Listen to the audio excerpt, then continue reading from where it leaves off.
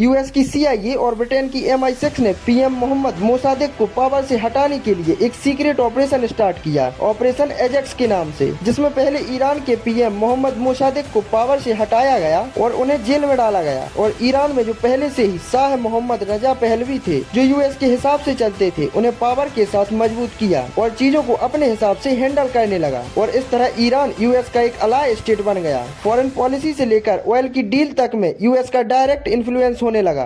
और ये सब जो चीजें हो रही थी, इससे ईरान की जनता काफी फ्रस्ट्रेट हो गई, पर कुछ कर नहीं पा रही थी। अब इसके बाद ईयर आता है 1957 का, और इस ईयर में यूएस जो है वो एक प्रोग्राम लेकर आता है, एटम फॉर पीस प्रोग्राम। इसमें यूएस ने ईरान को खुद न्यूक्लियर टेक्नोलॉजी दी थी, जिस न्यूक्लियर एनरिचमेंट पर आज यूएस और इजराइल ने इतनी बड़ी वॉर छेड़ दी है ईरान के खिलाफ। इस सारी टेक्नोलॉजी खुद यूएस ने ईरान को दी थी। न्यूक्लियर का जो सारा नॉलेज था, न्यूक्लियर का जो सारा इकोसिस्टम था, सब कुछ ईरान को ट्रांसफर किया गया। तेहरान यूनिवर्सिटी के अंदर इन्होंने न्यूक्लियर रिसर्च सेंटर बनाए। वहाँ के जो साइंटिस्ट और स्टूडेंट्स थे, उनको ट्रेनिंग वगैरह दी थी। पर इससे भी ईरान की जनता खुश नहीं थी, क्योंकि शाह मोहम्मद रजा पहलवी जो थे, उन्हें यूएस का पपेट लीडर कहा जाता था। तो ईरान के जो लोग थे, इसे अपनी बेइज्जती की तरह महसूस करते थे। और अब ईयर आता है 1979, और इस ईयर में यूएस को मिडिल ईस्ट के अंदर बहुत ही बड़ा झटका लगता है। ईरान जो मिडिल ईस्ट के अंदर सबसे ट्रस्टेड अलाय था यूएस का, अयातुल्ला खोमेनी ईरान की जनता को अपने साथ लेकर एक रेवोल्यूशन करते हैं और शाह और यूएस के डोमिनेंस को ईरान से हटा देते हैं और ईरान को एक इस्लामिक रिपब्लिकन बना देते हैं।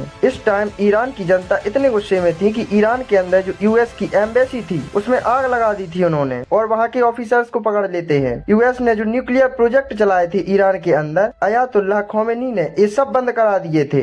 अब ये सब जो चीजें हो रही थी, इसमें यूएस का इतने सालों का बना बनाया गेम सब कुछ बर्बाद हो जाता है। इसके बाद अयातुल्ला खोमेनी जो थे, उन्होंने कहा कि ये जो रिवॉल्यूशन है, इसकी लिमिट केवल ईरान तक नहीं है, ये रिवॉल्यूशन हम मिडिल ईस्ट की बाकी सब कंट्रीज में भी करेंगे, और ये जो सऊदी और बाकी देश यूएस की गोद में जाकर बैठे हैं, इन सब को हटाना हमारा मकसद है, और पूरे मिडिल ईस्ट के अंदर हम इस्लामिक रूल एस्टेब्लिश करेंगे। अब इसके बाद यूएस का केवल एक ही प्लान था कि ईरान के अंदर से जो अयातुल्ला खोमेनी की रिजीम है, उसको हटाने का, पर ये करना इतना आसान नहीं था। ईरान जियोपॉलिटिकली इतना बड़ा है कि ऐसे अचानक से हमला करके अयातुल्ला खोमेनी की रिजीम को हटाना इतना आसान नहीं था, और ईरान की जनता भी यूएस के खिलाफ थी। तो इसके बाद ईयर आता है 1980 का। इस टाइम पर जो ईरान इराक वॉर चल रही थी, इसमें यूएस का प्लान ये था कि कैसे भी इराक को सपोर्ट करके खोमेनी की रिजीम को हटाओ। यूएस को बिलियंस ऑफ डॉलर लगे इराक के सपोर्ट में, पर इससे ज्यादा कुछ नहीं हुआ। इस वॉर में ना कोई हारा और ना कोई जीता। और इसके बाद यूएस के पास जो ईरान से नेगोशिएशन करने की भी पॉसिबिलिटीज थी, वो भी खत्म हो जाती है। और जब ये वॉर चल रही थी, तब ईरान मल्टीपल टाइम्स यूएन गया। काफी देशों से भी मीटिंग हुई कि इस वॉर में जो इराक है, वो हमारी जनता के ऊपर केमिकल से अटैक कर रहा है, पर इससे ज्यादा कुछ नहीं हुआ। और ईरान को इससे यह समझ में आ गया था कि उसे जो भी करना होगा, वो खुद से अकेले करना होगा, क्योंकि ईरान की दुश्मनी यूएस से टेम्पररी नहीं थी।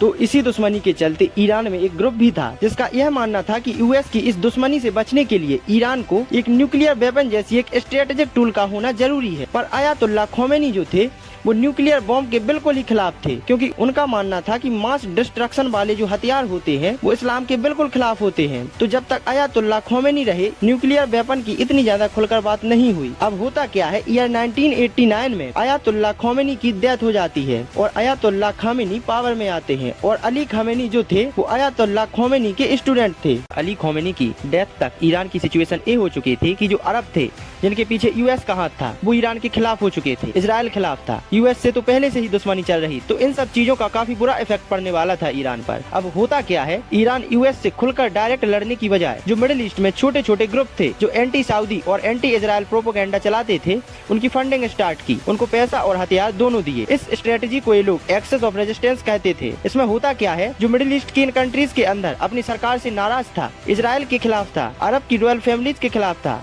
उनके सामने खुद को ऐसे रिप्रेजेंट किया कि देखो, हम तुम्हारे साथ हैं।